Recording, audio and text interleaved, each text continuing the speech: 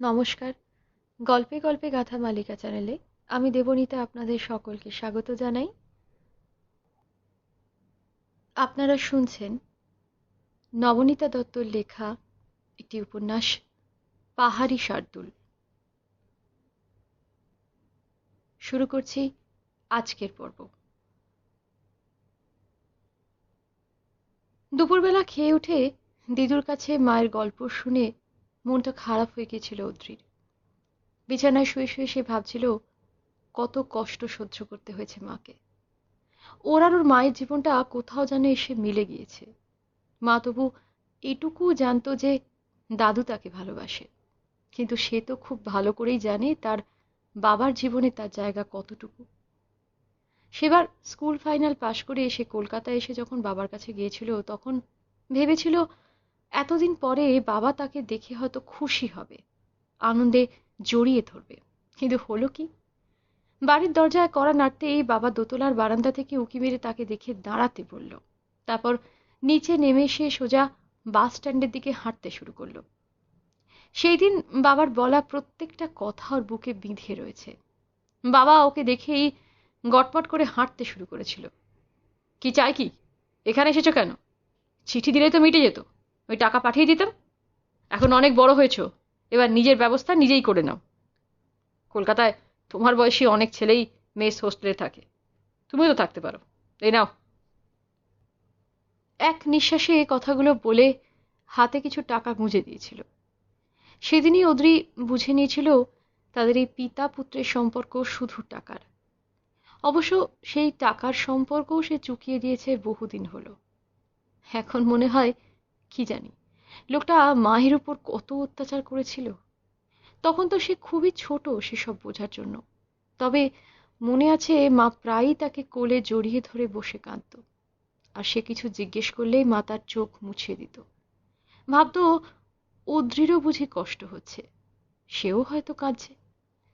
এই লোকটাকে কিভাবে রাজি করিয়ে মা পাহাড়ে গিয়েছিল কে জানে। মায়ের কথা মনে পড়তেই ব্যাগের ভিতর থেকে মায়ের ডায়েরিটা বের করলো সে। 1 মে 2001। এখন আর ভালো করে মায়ের মুখ মনে পড়ে না আমার। শিলিগুড়ির বাড়ির দেওয়ালে টাঙানো ছবিতে সাদা কালো মায়ের মুখটাই চোখে ভাসে। ছোটবেলাকার মায়ের স্মৃতি বলতে একটা লাল পেড়ে সাদা শাড়ি পরা অবয়ব ভেসে যায় চোখের সামনে। আমার এখনো মনে আছে মা রোজ স্নান করে উঠে লাল পাড় সাদা শাড়ি পরে পুজো করত। মায়ের পিঠের উপর ভিজে চুল লুটিয়ে পড়ত। মা ঠাকুরঘর থেকে বেরিয়ে আমার হাতে নকুলদানা গুঁজে দিত। সেই সময় কি সুন্দর গন্ধ বেরোতো মায়ের গা থেকে। কিন্তু মায়ের মুখটা আর মনে পড়ে না। আচ্ছা, আমি যদি আর না ফিরি, তাহলে কি তুজো আমাকে ভুলে যাবে? এই বরফের নিচে যদি আমি হারিয়ে যাই, তুজো কি খুব কাঁদবে, নাকি বুঝতেই পারবে না যে তার মা আর কোনোদিন? পলাশদা এক মাগ চা নিয়ে এসে চিন্তাপথে বাধা দিল। কিরে, একা একা দাঁড়িয়ে আছিস? ওদিকে তো সকলে খাওয়া প্রায় শেষের পথে। আমি একটা চাপা নিঃশ্বাস ছেড়ে বললাম, হুম, যাচ্ছি। পলাশদা বলছে আগামীকাল ভোরে উঠে গন্তব্য ক্যাম্প 2। আমার খুব একটা কথা বলতে ইচ্ছে করছিল না, শুধু হুম বলে কাটিয়ে দিচ্ছিলাম। কিন্তু পলাশদা সেটাও লক্ষ্য করেছে। বলল, তখন থেকে খালি হুম হুম করে যাচ্ছিস কেন বলতো? কি আর বলবো, নিজের এত দুশ্চিন্তার কথা তো আর সকলকে বলা যায় না। বললাম, না এমনি। পলাশদা তাও আমার কথা মানল না। কিছুই এমনি হয় না, তোর কিছু একটা হয়েছে। আমি এসে থেকে দেখছি কেমন ঘুম মেরে আছিস। পশু শর্ট ট্রেকে গিয়েও কথা বললি না, তোদের জন্য মন খারাপ করছে, তাই তো? আমি বললাম, ঠিক তা নয়, তবে একটা চিন্তা। আমার অবর্তমানে ও ঠিক কি কি হতে পারে সেগুলো ভেবে রাখছি। কথাটা বলেই মনে হলো কেমন যেন হেরে যাচ্ছি মনে হচ্ছে। পলাশদার তো বউও নেই। মায়ের কত বয়স হয়েছে। পলাশদার মেয়েরও তো সে ছাড়া সত্যিই আর কেউ নেই দেখার। আমি যখন কথাগুলো ভাবছি, পলাশদা শুধু অস্ফুটে বলল, আমার কথা ভাব, ওইটুকু একটা মেয়েকে ফেলে আমি তো মরতেও পারবো না রে। যে কোনো বাবা মায়ের মন সন্তানের জন্য মনে হয় একইভাবে চিন্তা করে। তাই তো কিছু না বলাতেও পলাশদা আমার মনটা পড়ে নিল। মনের দুশ্চিন্তাদের সরিয়ে রেখে পরদিন ভোরের অন্ধকারে আবার শুরু হলো আমাদের পথ চলা। এবার গন্তব্য ক্যাম্প 2। এই রাস্তা এগিয়ে চলেছে লোৎসের দিকে।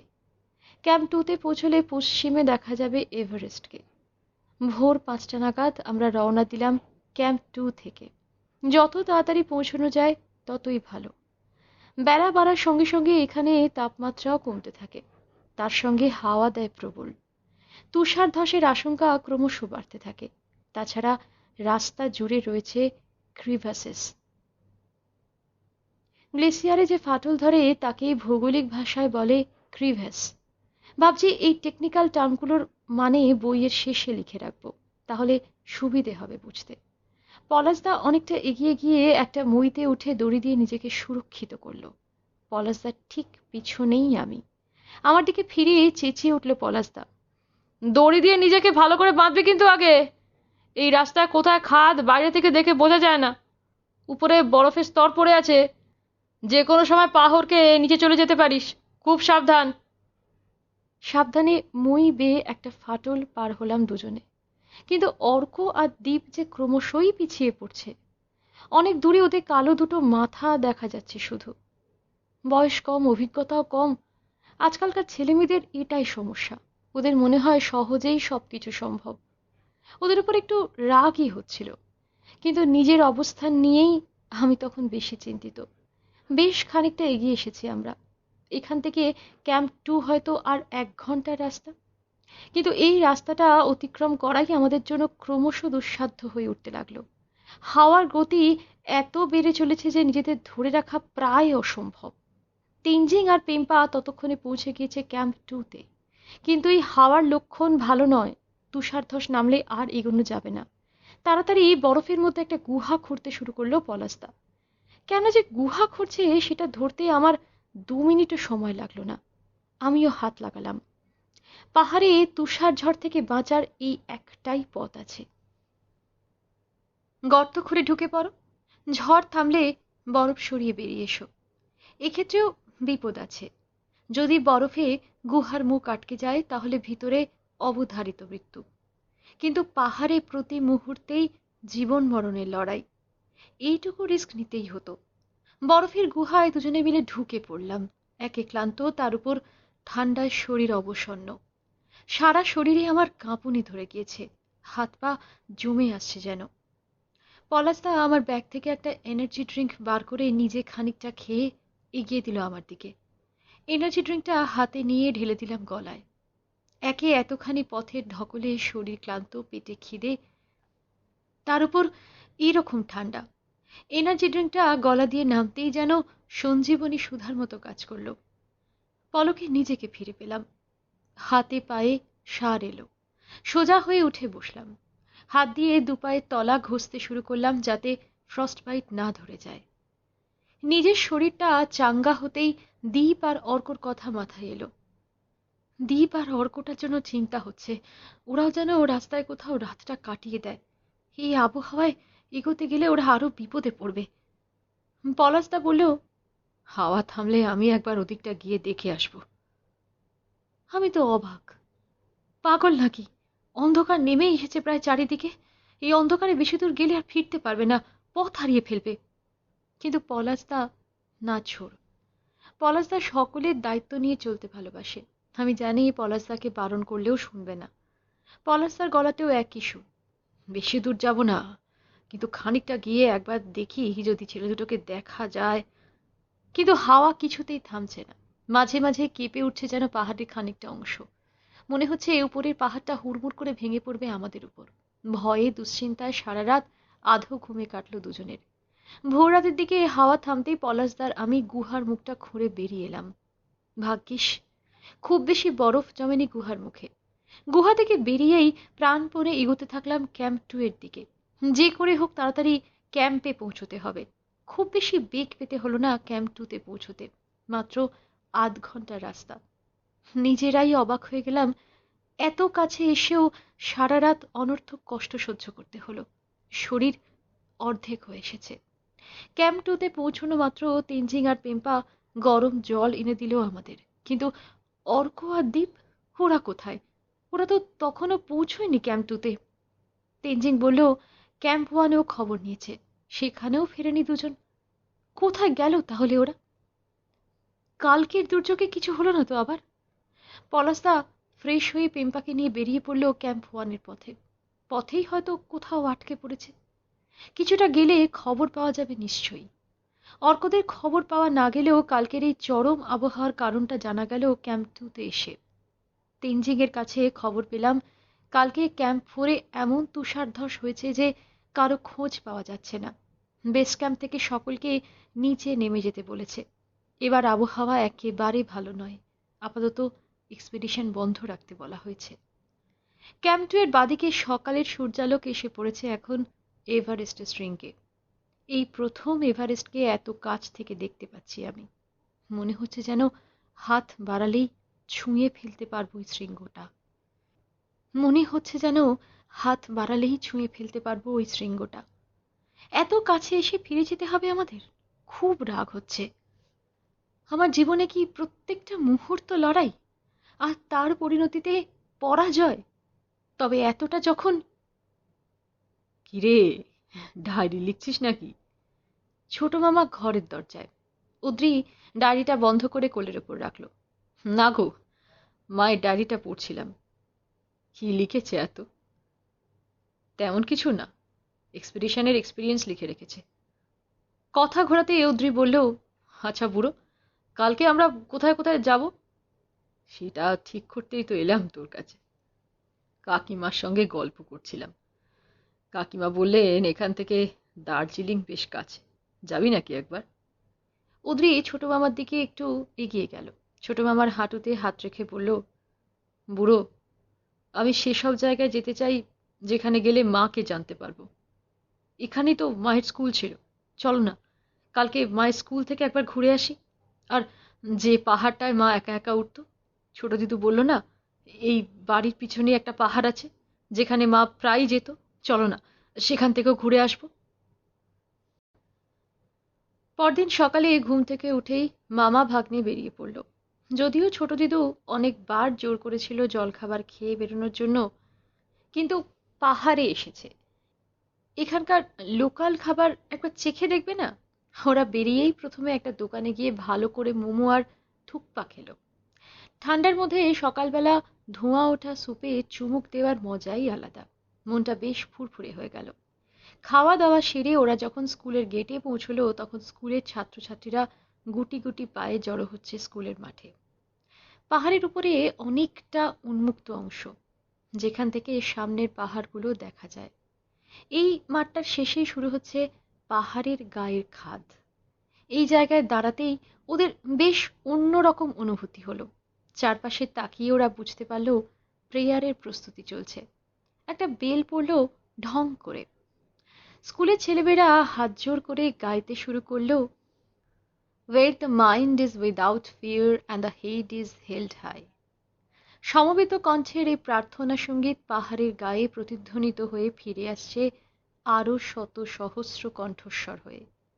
অদ্রির গায়ে যেন কাঁটা দিয়ে উঠল। প্রার্থনা শেষে সব স্টুডেন্টরা ক্লাসে চলে গেলে ওরা প্রিন্সিপালের রুমের দিকে পা বাড়ালো। স্কুলের করিডর ধরে এগোতে এগোতে ক্লাসের বাচ্চাদের দেখছিল অদ্রি। একটা ক্লাসরুমের সামনে এসে দাঁড়িয়ে পড়ল। সকলের পিছনে লাস্ট বেঞ্চের কোণে একটা মেয়ে বেঞ্চের উপর মাথা নিচু করে শুয়ে আছে।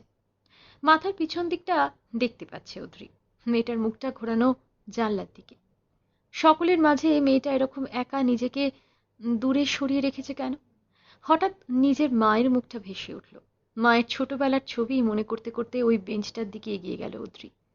ক্লাসের বাচ্চারা অবাক হয়ে ওকে দেখছে। কেউ কেউ আবার ওদের নতুন টিচার ভেবে দাঁড়িয়ে পড়ে অন্যদের দাঁড়াতে বলছে। কিন্তু সেসব দিকে অদ্রির ভ্রুক্ষেপ নেই। সে এগিয়ে গিয়ে মেয়েটার পিঠে হাত রাখল। মেয়েটা মাথা ঘোরাতেই দেখলো মেয়েটার চোখের নিচে 2 ফোঁটা জল। অদ্রি ওর বুড়ো আঙুলটা দিয়ে বাচ্চাটার চোখের জল মুছিয়ে দিল। মেয়েটা অবাক হয়ে দাঁড়িয়ে পড়ল।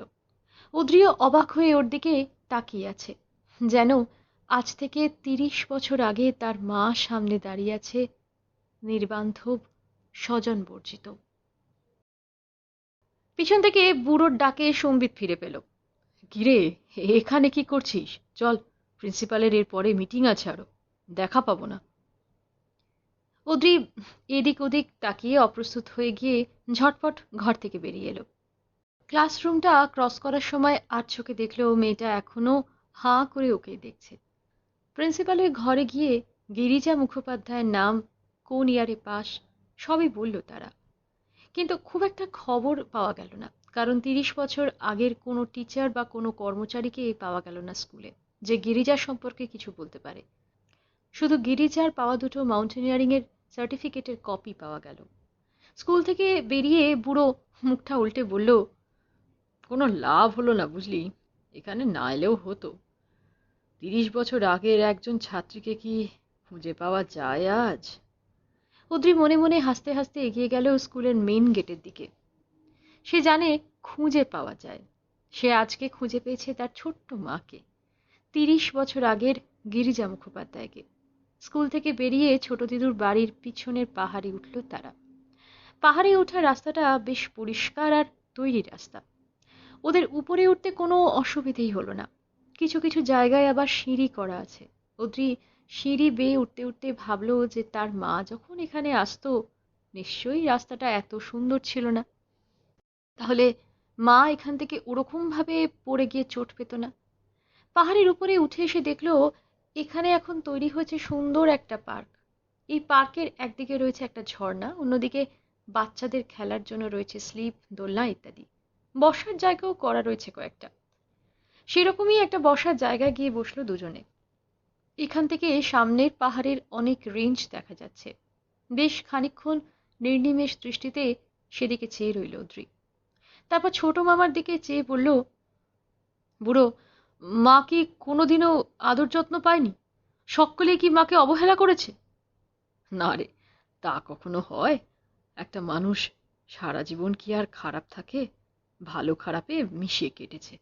আমাদের মাসির কাছে যখন ছিলাম আমরা, সেটা ছিল আমাদের সেরা সময়। মাসি আমাদের খুব ভালোবাসতো। মানে ওই দিদুন তো, যার শোভাবাজারে বাড়ি? মা আমাকে কয়েকবার নিয়ে গিয়েছিল ও দিদুনের বাড়িতে। শোভাবাজারে ইদানিং থাকতো মাসিরা। আমরা যখন ছোট তখন মাসিরা থাকতো স্বর্গছেরা চা বাগানে। তখন মেশো ছিল ম্যানেজার। পরে ওরা কলকাতায় চলে যান। চা বাগান মানে তো এই দিকেই? হ্যাঁ, এই দিকেই ছিলাম। আসলে হলদিবাড়িতে তো আমাদের ভর্তি করার মতো কোনো ভালো স্কুল ছিল না। ওখানে বেশি দিন থাকা যেত না। সেখান থেকে আমাকে আর দিদিকে নিয়ে বাবা ফিরলেন শিলিগুড়ির বাড়িতে। আমার সেখানে থাকতে তেমন কোনো অসুবিধে ছিল না। কিন্তু দিদি তখন বড় হচ্ছে। পাশেই থাকতো রেখাদি, লীলাদিরা। লীলাদির মা একদিন এসে বাবাকে বললেন, মেয়ে বড় হচ্ছে, বাড়ি ভর্তি ছেলে, আপনি একটা ব্যবস্থা করে যান। ব্যাস, বাবার মাথাতে ঢুকে গেল কথাটা। দিদিকে একা এখানে রেখে যেতে চাইলেন না।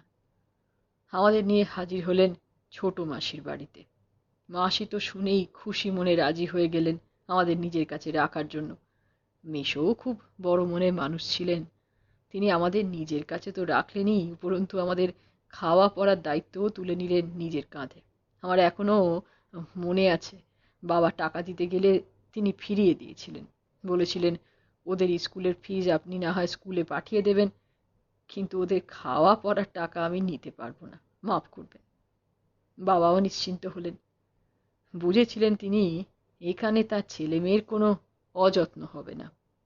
মাসির বাড়িতে আমাদেরও মজায় দিন কাটতে লাগলো। 2 মাসতুতো দাদা দিদি জুটে গেল ওখানে। দিদি নেওয়াটা হলো মাসতুতো দিদি ঝুমার, আর আমি পিছু ধরলাম পিকলুদার। ঝুমাদি আর দিদি এক ঘরে থাকতো। ঝুমাদি সবকিছুই দিদি ব্যবহার করত। মাসি বলেই দিয়েছিল, ঝুমাদির সবকিছু দিদির। ঝুমাদিও সস্নেহে কাছে টেনে নিয়েছিল আমাদের। ঝুমাদির জামাগুলোও খুব সুন্দর ছিল। ঝুমাদির কয়েকটা ছোটবেলার জামা মাসিমণি বের করে দিয়েছিল দিদিকে। একটা জামার গলায় বো বাঁধা, আর একটা জামার পাপট হাতা, আর একটা জামা দিদি তুলে রাখত। সেটা শুধু বিশেষ বিশেষ দিনে পরতো। যেমন ধর, কারো জন্মদিনে বা বাড়িতে অনুষ্ঠান থাকলে আসলে চা বাগানে মেশো বেশ নাম করা মানুষ ছিলেন। মাঝে মাঝেই পার্টি হতো মাসির বাড়িতে, আর কি সুন্দর সুন্দর খাবার দাবার হতো। পুডিং তো মাসির ওখানেই প্রথম খেয়েছি, তখন বুঝতাম না, খুব ভালো লাগতো খেতে। তারপর ছোট ছোট মুরগির কাটলেট হতো, ফাউল কাটলেট। যদিও তখন কারো বাড়িতে মুরগি ঢুকতো না, কিন্তু চা বাগানে সাহেবি কায়দায় মুরগির রোস্ট খাওয়াই ছিল কেতা। ওদিকে আমারও সময় কাটছিল দারুণ। পিকলুদা সাইকেলে চড়ে চা বাগানে ঘুরে বেড়াতাম, কখনো আবার পিকলুদার সঙ্গে মার্বেল দিয়ে টিপ প্র্যাকটিস করতাম। তাছাড়া বিকেলে আর্মি কোয়ার্টারের পার্কে ক্রিকেট ফুটবল ছিলই। পিকলুদার ঘরে দারুণ দারুণ সব বই ছিল, নানা রকম কমিক নভেল। তার মধ্যে আমার সবচেয়ে পছন্দ ছিল ইন্দ্রজাল কমিক্স। এইসবের থেকে ফুরসত পেলে ছিল লাট্টু, তার সঙ্গে ছিল মাসির আদর। রোজ রাতে সব খাওয়া শেষে একটা বাটিতে দুধ রুটি গুড় দিয়ে মাখতো মাসি, আর মিটি মিটি আমাদের দিকে চেয়ে চেয়ে হাসতো। আমরা ছুটে গিয়ে বসতাম মাসির দুপাশে। রোজ রাতে খাওয়ার পরে ওই দুধ মাখা না খেলে যেন আমাদের পেট ভরত না। মাসিও সন্তান স্নেহে কোলে টেনে নিয়েছিল। কথাগুলো বলে থেমে গেল বুড়ো কিছুক্ষণ। অদ্রি পিঠে হাত রাখল। বুড়োর চোখ ছলছল করছে। দিদুনের কাছেই তো তোমরা থাকতে পারতে, সেখান থেকে চলে এলে কেন? সে কি আর আমাদের ইচ্ছে? মেশোর বাবা খুব অসুস্থ হয়ে পড়লেন। মেশোর অন্যান্য ভাইয়েরা তখন অনেক ছোট। ব্যবসার হাল ধরতে মেশোকে কলকাতায় ফিরতেই হতো। মেশোরা কলকাতায় ফিরে গেল, আমরা শিলিগুড়ি। মাসি খুব কেঁদেছিল, এখনো মনে আছে। মাসি চেয়েছিল আমাদের দুজনকে মাসির সঙ্গে কলকাতায় নিয়ে যেতে, কিন্তু বাবা রাজি হননি। মাসির শ্বশুর বাড়িতে আমাদের নিয়ে গেলে তারা কি ভাববে, এই ভেবে বাবা আমাদের মাসির সঙ্গে ছাড়েননি। পরে দিদি যখন কলকাতায় যায় বিয়ের পর, তখন মাসির বাড়ি খুব যেত শুনতাম। কিছুক্ষণ থেমে আবার শুরু করলো বুড়ো। কিচ্ছু লাগতো না জানিস, আমাদের মা যদি আর কটা বছর বেঁচে থাকতেন, জীবনটা পুরো অন্যরকম হতো রে। ছেলেবেলাটা যে কিভাবে কেটেছে, এখন অবাক লাগে ভাবলে যে আমরা মানুষ হলাম কি করে। মা ছাড়া বাচ্চাদের যে কি দুর্ভাগ্য, এ যেন আর কারণ না হয়। মায়েরাও মনে হয় সন্তান রেখে মরে শান্তি পায় না। আকাশের দিকে তাকিয়ে যেন কি খুঁজতে লাগলো বুড়ো। অদ্রি চুপ করে ভাবতে লাগলো, তার চেয়ে একথা আর কে বেশি বুঝবে। সন্ধে হওয়ার আগেই ওরা ফিরে এলো দিদুর বাড়িতে। বাইরেই লাঞ্চ করে নিয়েছিল, তাই খিদে নেই। কালকে ওরা শিলিগুড়ি ফিরবে, তাই গাড়ির টিকিট কাটতে বাস স্ট্যান্ডে গেল বুড়ো। অদ্রি ফ্রেশ হয়ে ঘরে এসে মায়ের ডায়েরিটা খুলে বসল। এসেছি তখন এমনি এমনি ফিরে যাব না, তাহলে আমার কষ্ট, তোজোর কষ্ট সবই তো অপচয়। এই কষ্টের মূল্য নিয়েই ফিরব। ক্যাম্পে ফিরে এলো পলাশদা। না, অর্ক দীপদের কোনো খবর পাওয়া যায়নি। অনেক দূর পর্যন্ত পেম্পাকে নিয়ে এগিয়েছিল পলাশদা, কিন্তু ওদের দেখা পায়নি।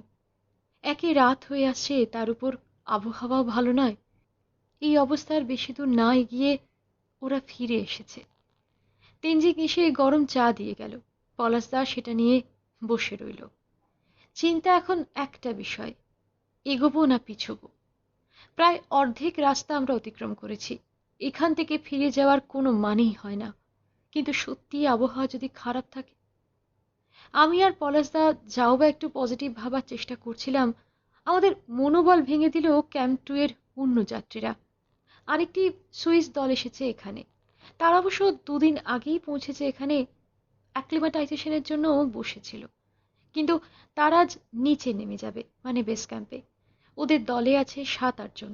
ওরা রিস্ক নেবে না, ওরা নিচেই ওয়েট করবে। আবহাওয়া ভালো হলেই ট্রাই করবে, না হলে ফিরে যাবে। পলাশদা ওদের কথায় একবার নিজের মত বদলাবে ভেবেছিল, কিন্তু আমার মনোবল ওর মত পাল্টাতে দেয়নি। শেষ পর্যন্ত আমরা ঠিক করলাম 2 দিন না হয় এখানেই অপেক্ষা করি, তারপর অবস্থা বুঝে ব্যবস্থা নেব। চেষ্টা না করেই আগে হার মানব না।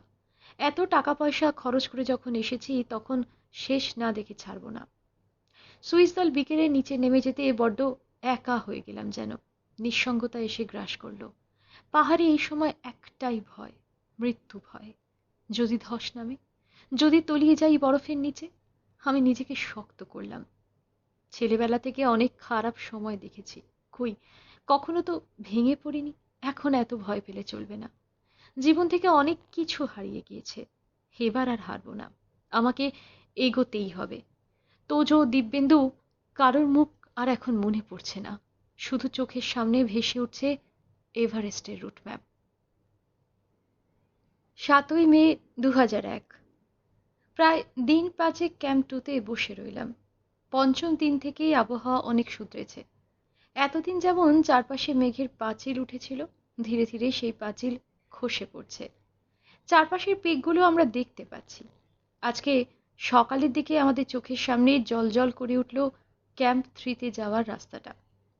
ভাবলাম বুঝি দুর্যোগ কাটলো, কিন্তু তেনজিং এসে পাশে দাঁড়ালো। বলল, पहाड़ का कुछ भरोसा नहीं, अभी धूप तो अभी बरसात, कुछ नहीं कह सकते। আমি বললাম, मगर आप तो सब कुछ क्लियर दिख रहा है तेंजिंग। एक बात कहूँ मैडम, सगरमाथा अगर चाहेगी तो आप तूफान से भी बच के निकल जाएंगे, और सगरमाथा अगर खपा हो जाएगी ना तो 5-6 मौसम में भी बच के निकल नहीं पाओगे। ये तो सगरमाथा की कृपा है कि हम अभी तक जिंदा है। কথাগুলো বলে হাত জোর করে কপালে ঠেকালো তেনজিং। আমার ভুরু যুগলের মাঝে প্রশ্নচিহ্ন দেখা দিল। क्यों? सागरमाता हमसे खफा क्यों होंगे? आपके घर में लोग आके हल्ला मचाएगा तो आप क्या खुश होंगे? साल भर कितने लोग आते हैं इधर, सब मुंह उठा के तो एवरेस्ट चले आ रहे हैं। कुछ लोगों का तो कोई एक्सपीरियंस ही नहीं है, पैसा है, शौक है, समझता है कि एवरेस्ट पे चढ़ना घूमने जाना माफिक है, चलो घूम आते हैं एवरेस्ट। ऐसा नहीं होता है इधर, पहाड़ का कानून अलग है। सागरमाता खुद ही खुद की हिफाजत करती है, इसीलिए मैं हर रोज सुबह पहले सागरमाता को शरण करता हूँ। आप लोग भी कीजिए, उनकी मर्जी के बगैर कुछ नहीं हो सकता। আরেকবার কপালে হাত জোর করে প্রণাম করে নিল তেনজিং। মনে মনে কি সব মন্ত্র উচ্চারণ করলো। তারপর স্টোভ ধরিয়ে স্টোভের আগুনের উপর খানিকটা চাল নিয়ে ছড়িয়ে দিল। পাহাড়ে শেরপাদের কথা না শোনা মানেই বিপদের দিকে কয়েক পা এগিয়ে যাওয়া। পাহাড়ের নিয়ম যে আলাদা তা ভালো করেই জানি আমরা, তাই মনে মনে আমিও সাগর মাতাকে একবার প্রণাম করে নিলাম।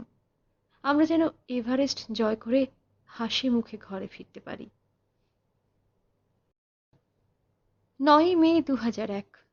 শরীরের অবস্থা আপাতত একটু বেটার। গতকাল রাত্রিটা যে কিভাবে কেটেছে তা শুধু আমিই জানি।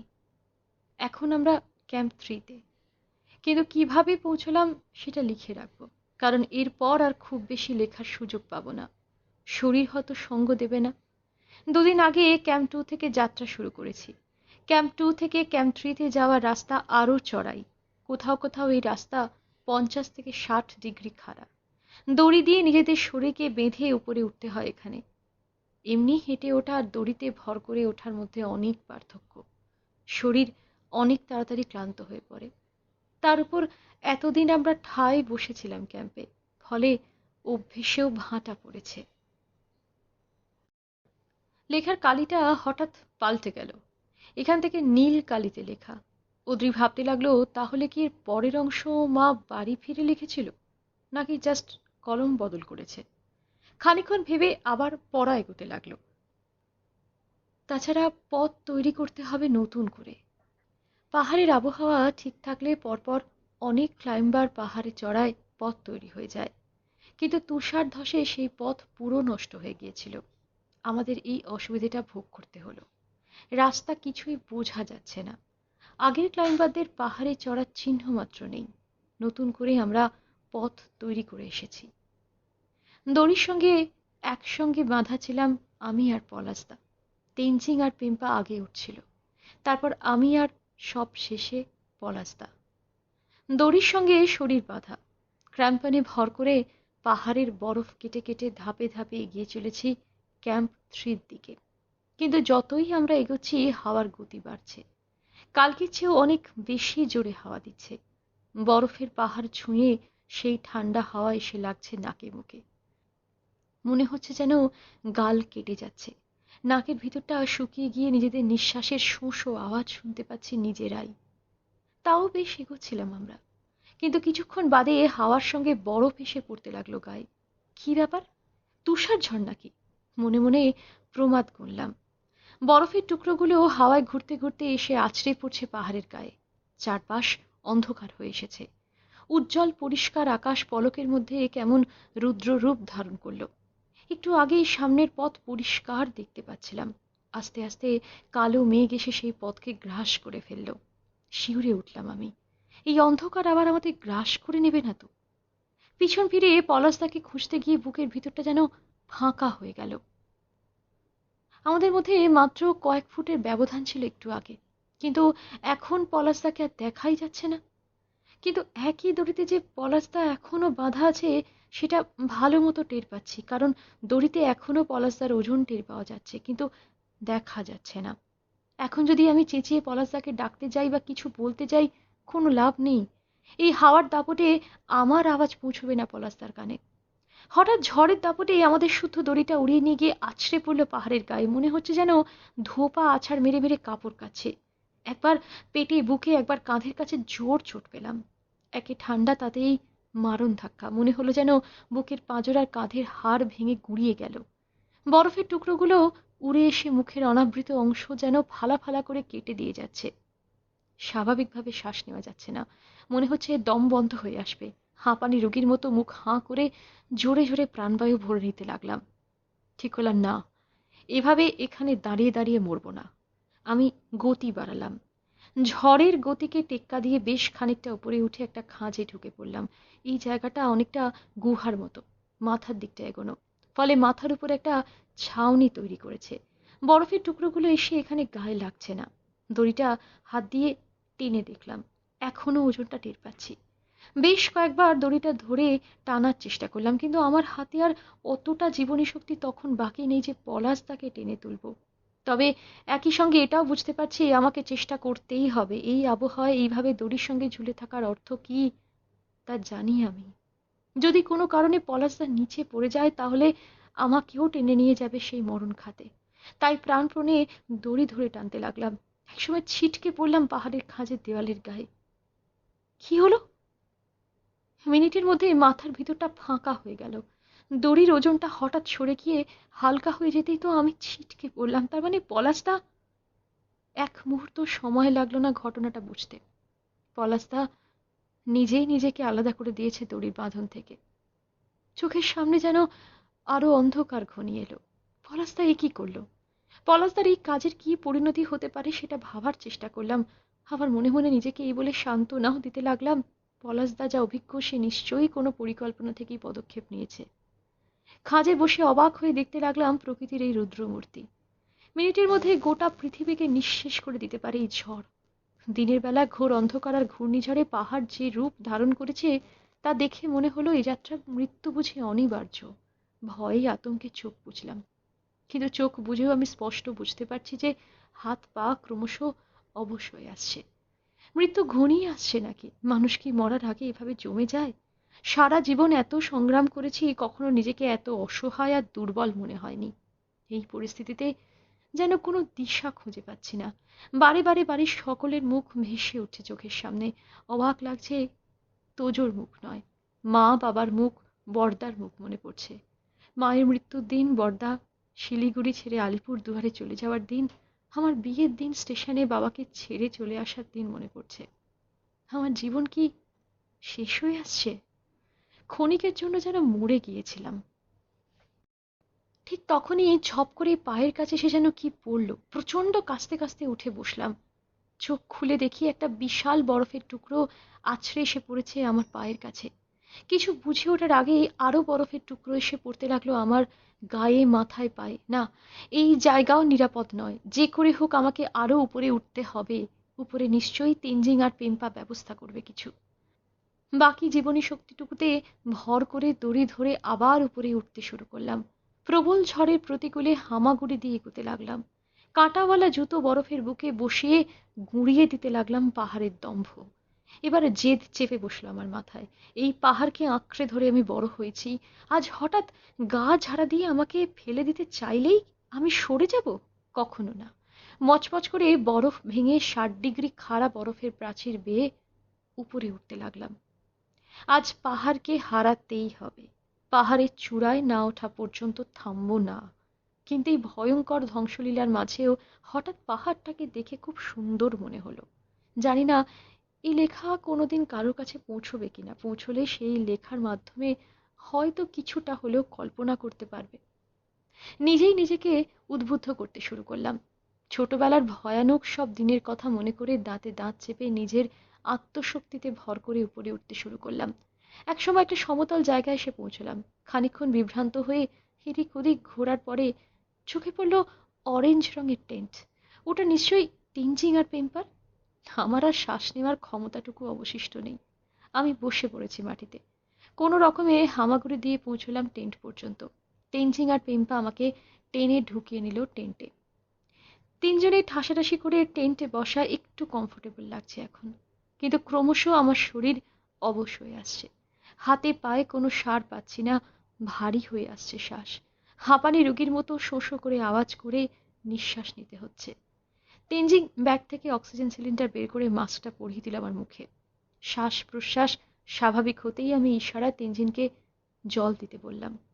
কিন্তু এখন জল গরম করার জন্য তো স্টোভ জ্বালানো যাবে না। তাহলে উপায় কি?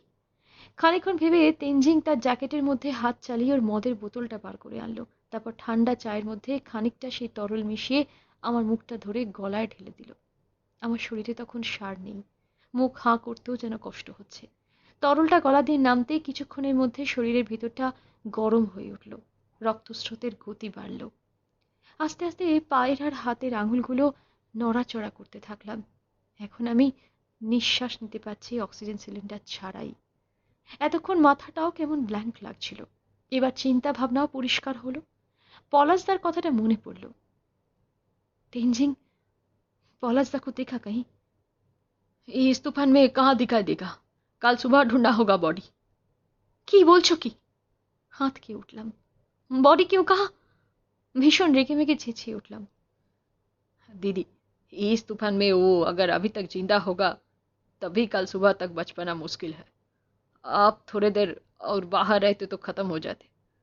हम लोग का क्या किस्मत अच्छा है इसीलिए अभी तक जिंदा है। क्या पता कल सुबह तक हम भी जिंदा रहेंगे या नहीं। बाहर तूफान का तेज पता चल रहा है ना।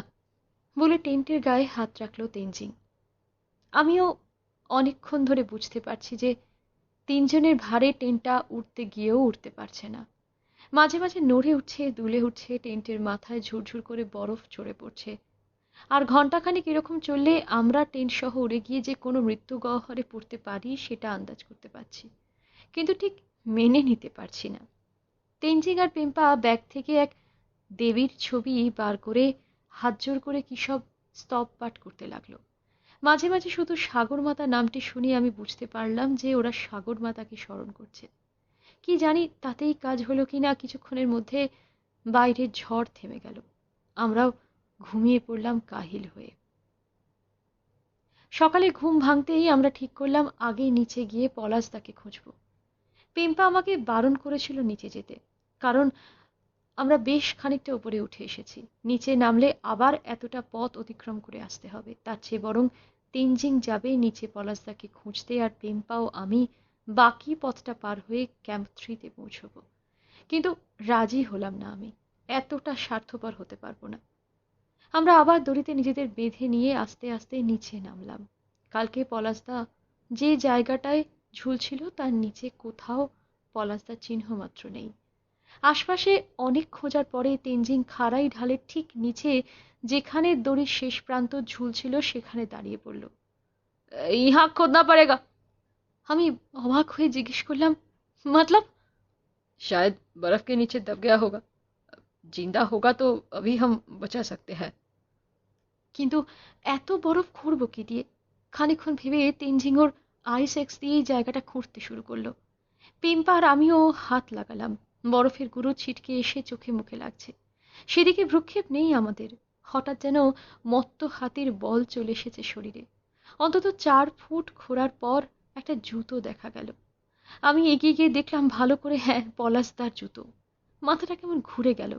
থপ করে বরফের উপর বসে পড়লাম।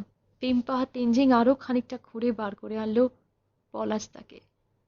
মানুষটা এভাবে শেষ হয়ে গেল পাহাড়ে এসে। ক্রোধে দুঃখে আমার চোখ দিয়ে জল গড়িয়ে পড়ছে তখন। যদি ফিরে যাই কিভাবে দাঁড়াবো ওর কচি মেয়ে আর বৃদ্ধা মায়ের সামনে? তেনজিং বডিটা বার করে এনে বরফের উপর শুইয়ে দিয়ে কোমরে হাত দিয়ে দাঁড়ালো। মর গয়া দিদি। আমার তখন পাগলের মতো অবস্থা। আমি চেঁচিয়ে কেঁদে উঠলাম, বকবাস বন্ধ করো, নিচে বেস ক্যাম্পে লে চলো, नहीं मारा, जिंदा है, अच्छे से देखो। টের পেলাম আমার হাত পা থরথর করে কাঁপছে। তেনজিং পলাশদার নাকের কাছে হাতটা নিয়ে গিয়ে বলল, आप देखो दीदी, सांस नहीं चल रहा है, देखो दिल भी धड़क नहीं रहा है।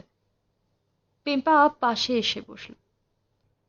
शांत हो जाओ दीदी, कुछ नहीं है हमारे हाथ में, चलो सत्कार करते हैं एक साथ, उसे मुक्ति मिलेगी, आत्मा को शांति होगा। তেনজিং একপাশে স্টোভ জ্বালালো, তারপর ব্যাগের ভিতর থেকে এক মুঠো চাল এনে স্টোভের মুখে গরম করে পলাশদার মুখের উপর ছড়িয়ে দিল। নেপালি প্রথায় এইভাবেই সৎকার করে সেটা জানি, তবু পেম্পা পলাশদার মুখে চাল দিতে দিতে বলে চলল, दीदी हमारे वहाँ कोई जब मर जाते हैं तो हम चावल देते हैं उसके सफर के लिए, आइए आप भी थोड़ा चावल दे दो मुंह में। আমি আস্তে করে উঠে কাঁপা কাঁপা হাতে কিছুটা চাল নিয়ে ছড়িয়ে দিলাম পলাশদার মুখে। তেনজিং আর পেম্পা কিছুটা দূরে নিয়ে গিয়ে বরফের মধ্যে গর্ত খুঁড়ে চাপা দিয়ে দিল বডিটা। তার উপরে পুঁতে দিল পলাশদার আইসেক্স। সেই আইসেক্সের গায়ে জড়িয়ে দিল থ্যাংবসে মনস্ট্রি থেকে দেওয়া সাদা কাপড়টা। পাহাড়ে কেউ মারা গেলে তাকে রক্ষা করেন স্বয়ং সাগর মাতা, তাই তার আশীর্বাদী কাপড় মৃত ব্যক্তির সঙ্গেই রেখে দেওয়া হয়। কেউ কেউ বডির উপর কাপড় রেখে বরফ চাপা দেয়, অনেকে আবার লাঠির মাথায় সেই কাপড় বেঁধে পুঁতে দেয় স্থান নির্দিষ্ট করার জন্য। মনে করা হয় ওই কাপড় যেদিন হাওয়ায় উড়ে যাবে সেদিন তার সঙ্গে সাগরমাতা সেই মৃত ব্যক্তির আত্মাকেও মুক্তি দেবেন। পলাশদা তো চলে গেল, বাকি পথটা আমাকে একাই চলতে হবে জানি। এরপর আর লেখার সুযোগ পাবো কিনা জানি না। আমার সফর যে কোথায় শেষ হবে তা সাগরমাতাই জানেন। ঈশ্বরের কাছে শুধু প্রার্থনা করব আমার সন্তান যেন খুব ভালো থাকে, আমার মতো অভাগার জীবন যেন তাকে কাটাতে না হয়। আর কিছু লেখা নেই। এরপরে ডায়েরির কয়েকটা পাতা ছেঁড়া, ফরফর করে পাতা উল্টোতে লাগলো অদ্রি। কিন্তু এরপর ডায়েরির সব পাতাই সাদা, একটা লাইনও লেখা নেই, শীর্ষারোহণের কোনো বর্ণনাও নেই। তাহলে কি খবরে যেটা বেরিয়েছিল সেটাই সত্যি, নাকি সত্যিটা মায়ের মনের ভিতরেই এখনো চাপা রয়েছে? কি করে পরের দিনগুলো খুঁজে বের করবে সে? রাতের অন্ধকারে হাজারটা প্রশ্ন যেন তারার মতো জ্বলে রইল তার মাথার উপর।